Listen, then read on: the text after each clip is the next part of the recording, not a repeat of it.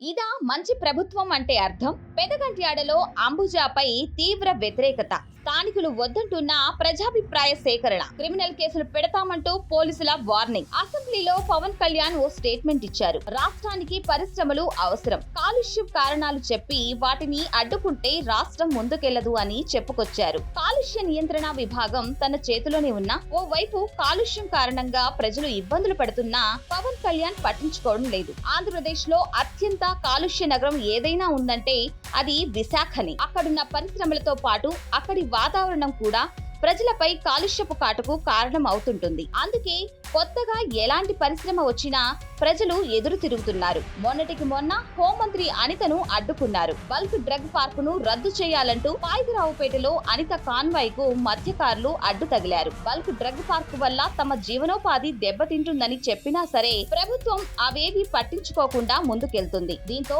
హోంమంత్రినే అడ్డుకున్నారు. చేసేదేం లేక అనిత వెనక్కి తిరిగి వెళ్లిపోయారు. ఇదే విశాఖ జిల్లా పెదగంట్యాడలో అంబుజా సిమెంట్ పైన వ్యతిరేకత వస్తుంది. అక్కడ ఫ్యాక్టరీ పెట్టనే కూడదంటూ స్థానికులు కొంతకాలంగా ఆందోళన చేస్తున్నారు.